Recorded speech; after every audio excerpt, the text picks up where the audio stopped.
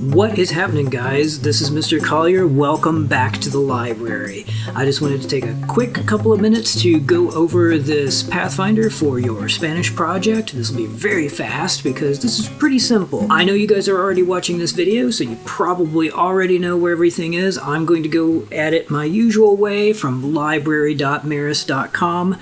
Click the link here in the middle and go to the library portal. Now, as usual, I have all my tabs open across the top already, so everything I'm going to show you is from the portal. Scrolling down just a little bit, you will see Spanish Natural Wonders Pathfinder. That's what I'm going to show you today. This is currently third in the list. It might go up or down depending on what we add or remove to this list, but just look for the name and you'll be able to find it. Also, there's a link to this video on the library portal as well. The first couple of things that are on here are really helpful for background country information and maps of your country. You are probably not going to find your wonder in there, although some of them are. Culturegrams and World Book are fairly straightforward.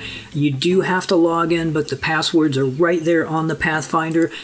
There's not really a big mystery here, but I wanted to point out that you're going to use Culturegrams World Edition, and then you can either search for your country up here, or you can click on the map and then find your country that way. Culturegrams will give you basic information about the country, a lot of which you don't typically need for something if you're talking about a natural wonder, but there are maps in here that you can take a look at, as well as information about the land and climate of the country, which would be relatable. Similarly, in World Book, once you sign in, you can search for your country right here in the search box.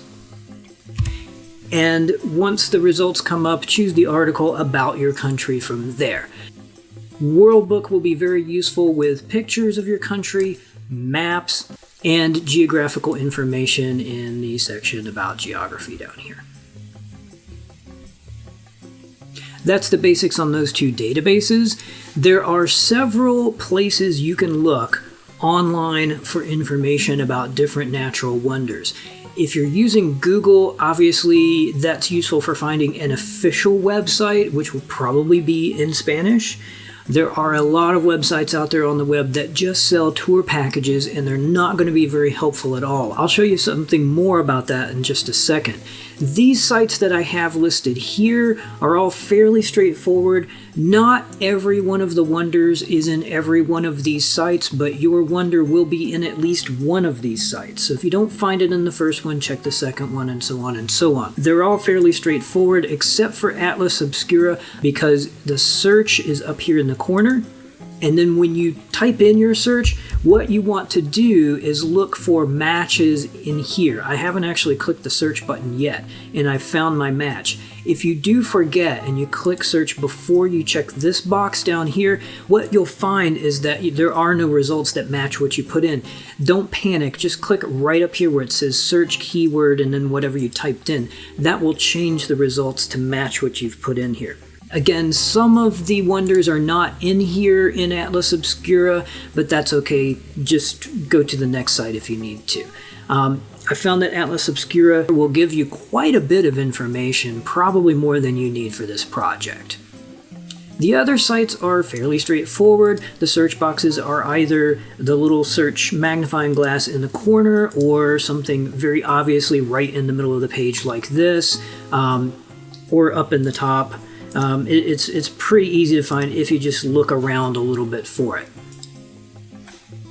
The last things I want to say are that you can't use Wikipedia as a source. If you are reading stuff from Wikipedia, you need to backtrack to the original source in order to use that for your reference. Let me give you an example. If I go to Google and I search for my wonder there, probably the first thing that's going to come up is Atlas Obscura, which I've already showed you, if my wonder is in there. Second thing, or possibly the first thing, will be the Wikipedia article. And if I look at that, you'll see it's not particularly long. There's not a whole lot in here. Down here are the references. These are the sources that Wikipedia uses for its information. these are the places where you want to get your information. And you'll notice that one of them is Atlas Obscura, which I've already linked to on the Pathfinder. And you can use the other sources here to get additional information if you need to. And I'm going to back up one. A lot of the sites I've linked to will have great pictures that you can use. If you do want to use Google Images, you really should be looking for pictures that are public domain or Creative Commons. What you can do is click on Tools over here on the right, and then under Usage Rights, look for labeled for reuse. And that can be with modification or commercial. It doesn't really matter. I think this one is the least restrictive. And you'll see there's still plenty of pictures here.